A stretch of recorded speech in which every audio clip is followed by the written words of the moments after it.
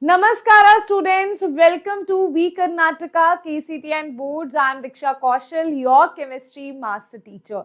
And today we are going to see two chapters of physical chemistry, that is your solution and electrochemistry. And we are going to do a quick revision along with the formulas as well. So let us see the first chapter, that is your solution chapters. And I have written my handwritten notes specially for you.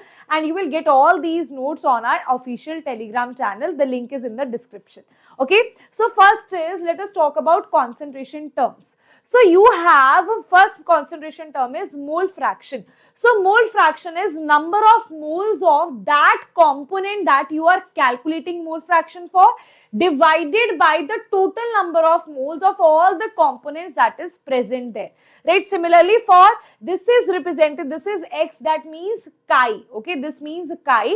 This chi 2 means n2, that is if you are representing it for 2, so it will be number of moles of second component divided by total number of moles of all the components. Now important thing here is the mole fraction of all the components that are present in that mixture. For example, you have 10, 20, 30 or maybe n number of components you have in that mixture, then the mole fraction of those n components is going to be unity, that is 1. Right. Second, your very important concentration term is molarity and molality. Students will get confused in that. So, very simple trick for you. You can just use VARUN. That means when you have volume, that means we are talking about molarity, not molality. The difference is R and L here. So, you can understand this by Varun, V for volume and R for your molarity. Right. So, molarity is number of moles of solute divided by volume of solution in liters, and your molarity is number of moles of solute divided by weight of solvent in kilograms. Both of them, volume and weight, have SI units here.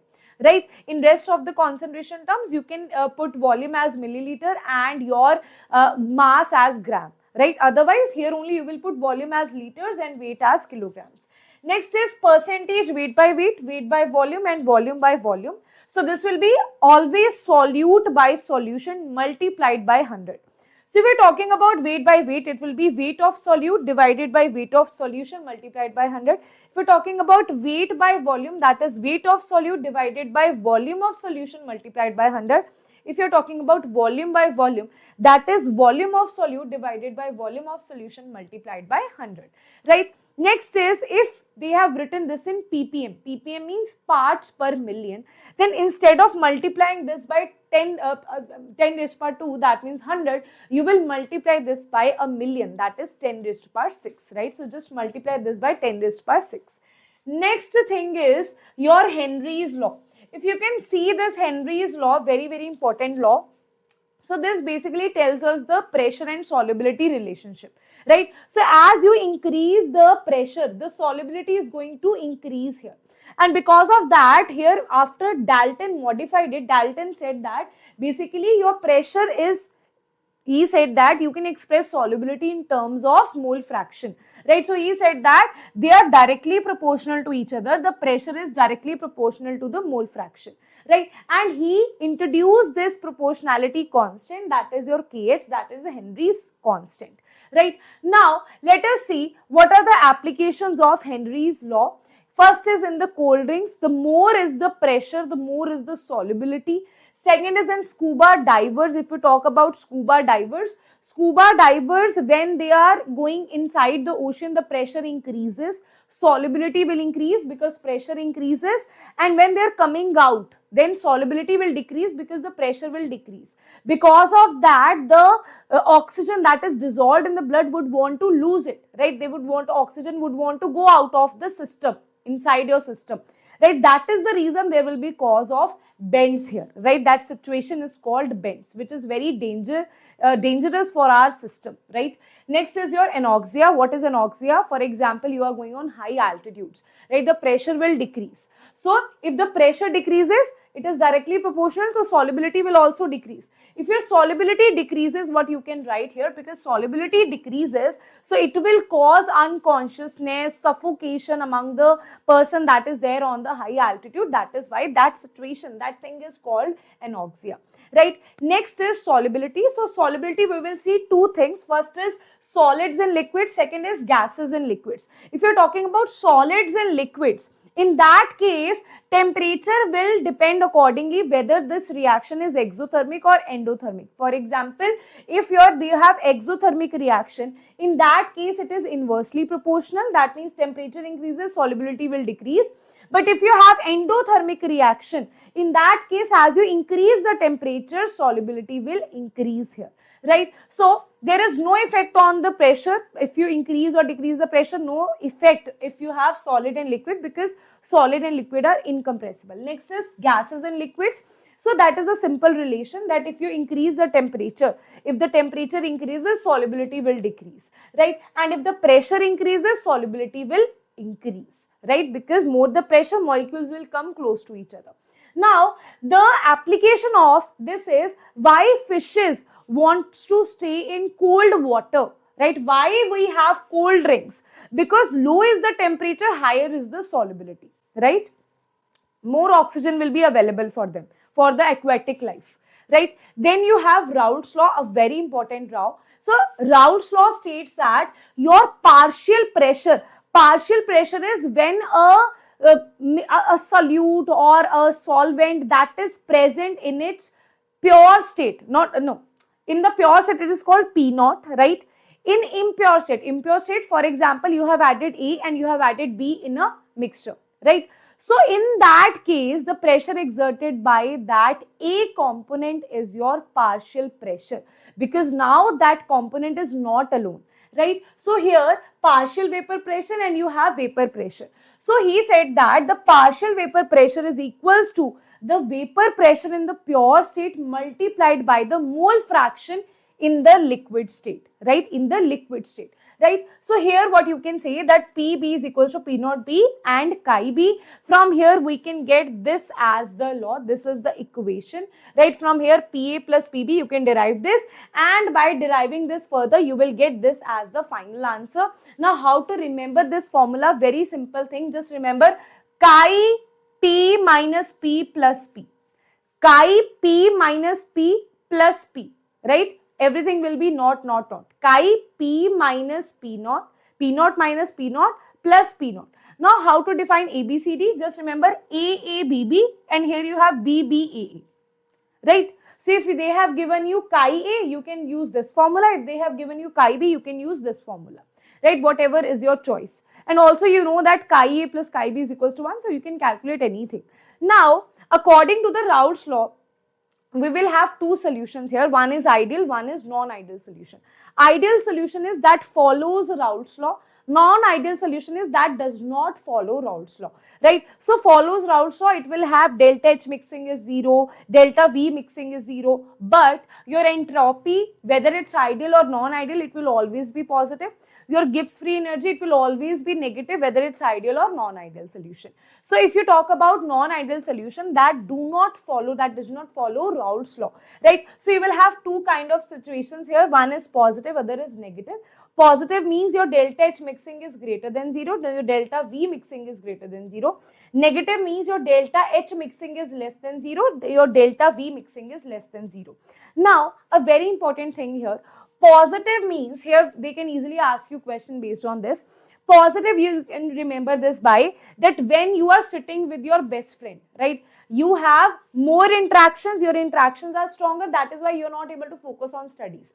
But when you are sitting with your competitor, right, you want to study more, you get motivated, right? So that is why that is a positive motivation to you, right? So more interactions, that means negative, less interaction means positive deviation, right?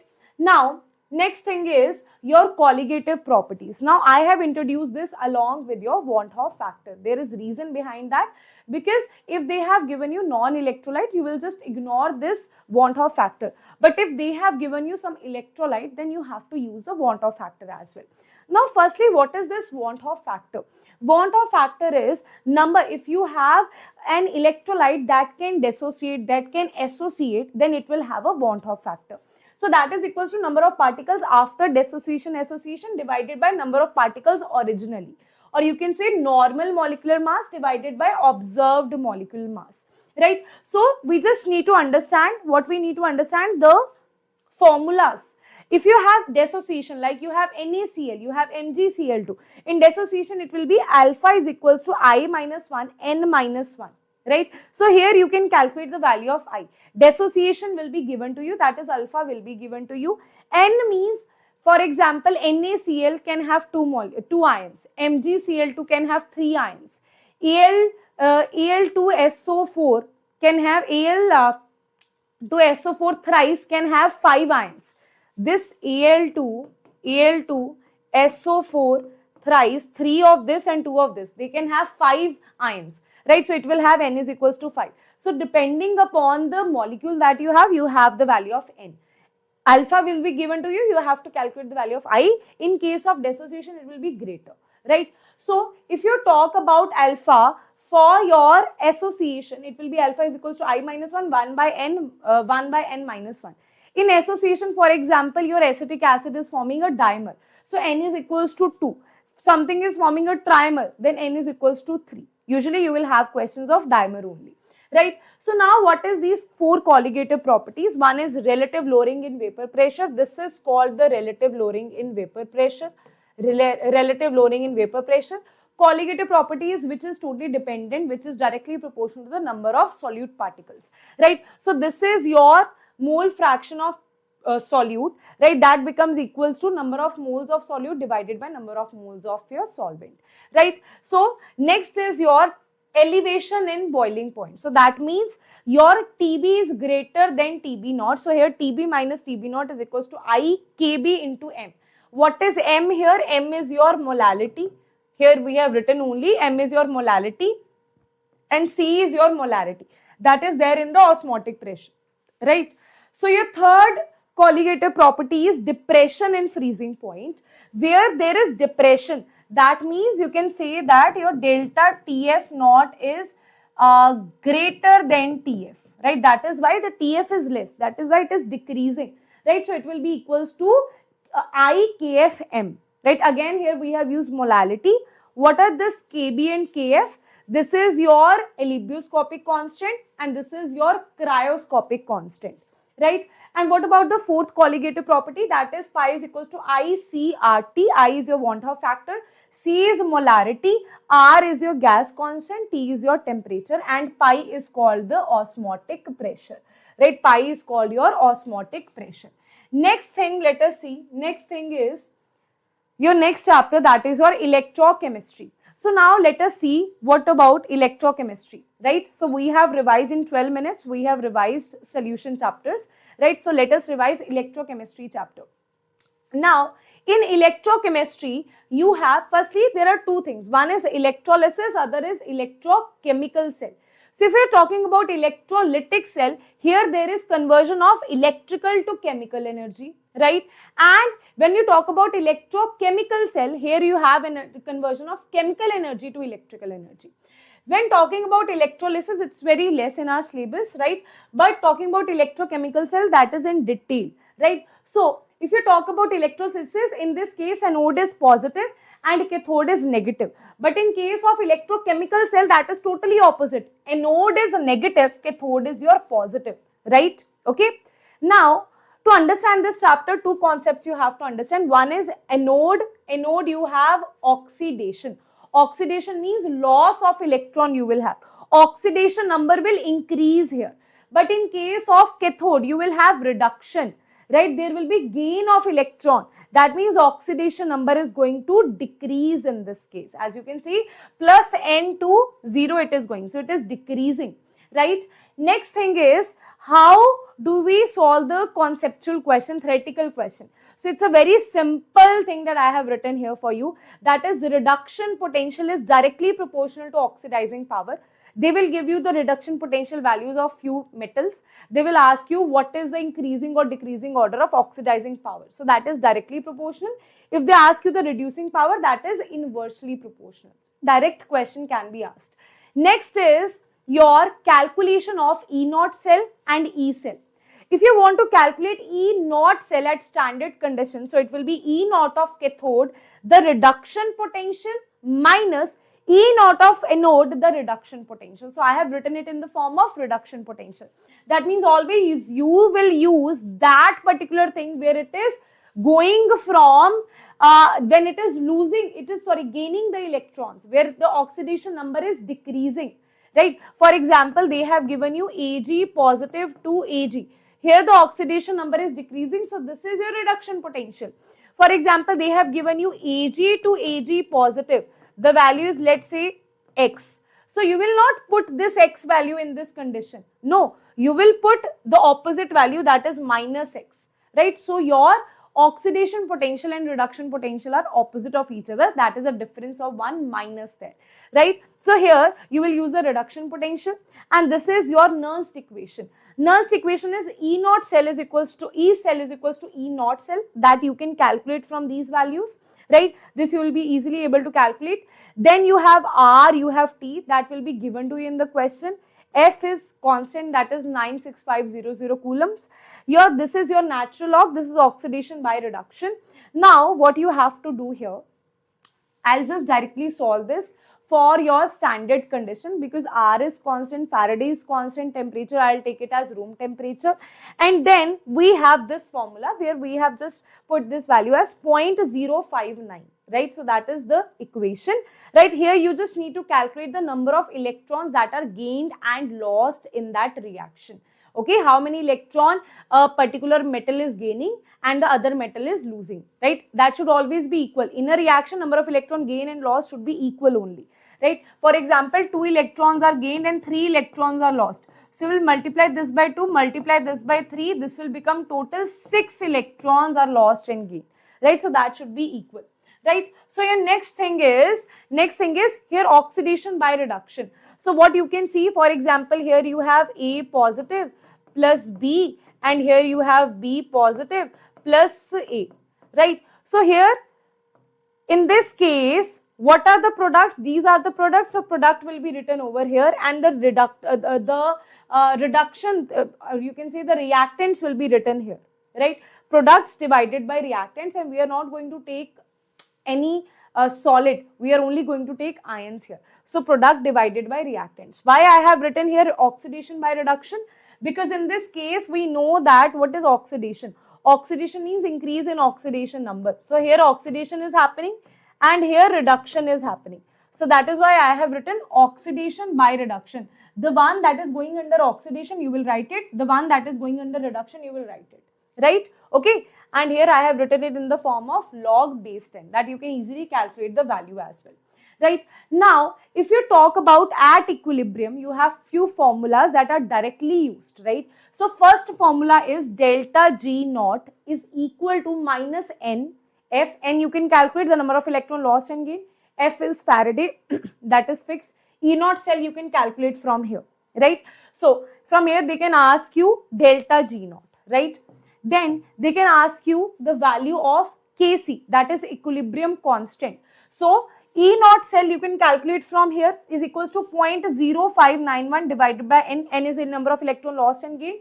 Log base 10 Kc. You will take the anti-log of this and you will be able to calculate the value of Kc here. Next is if you have delta G naught and Kc, right? So you can put this value or you can put the value of Kc here. You will get the value of delta G naught, right? Anything, they can ask you Kc or delta G naught from here, right? Next important thing is spontaneous and non-spontaneous reaction.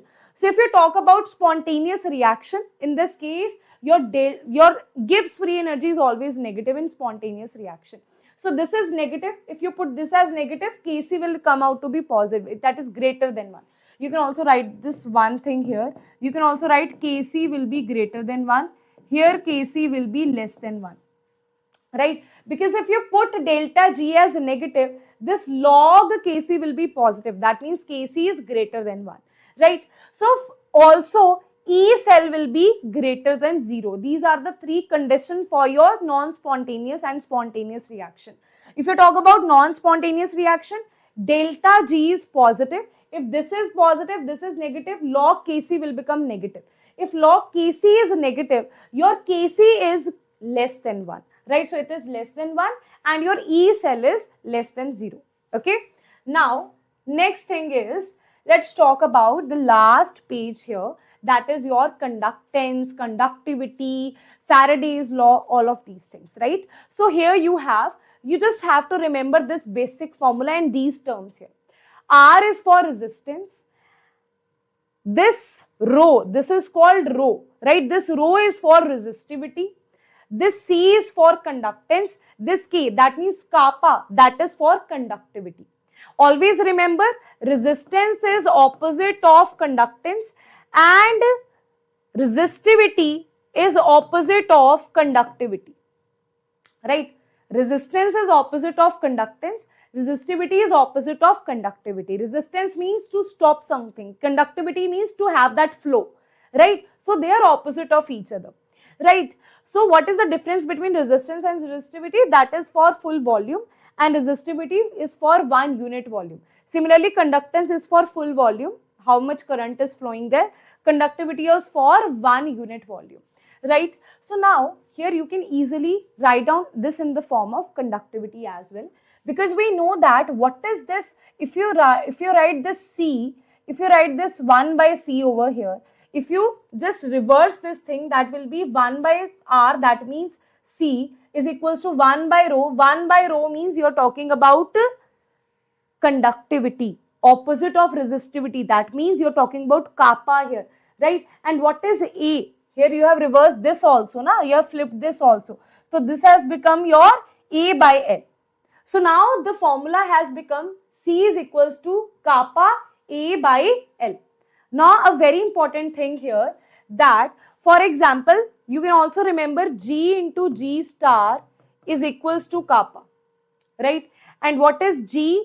G is also conductance, right? You can also represent G by conductance, right? And G star is your cell constant, right? And K is your conductivity. You should also remember this formula as well. Now, next is your molar conductivity. This is your simple conductivity. If you talk about molar conductivity and equivalent conductivity, if you multiply kappa with 1000 divided by molarity, that is your molar conductivity, right? If you multiply kappa with 1000 and divide it by normality, that is your equivalent conductivity.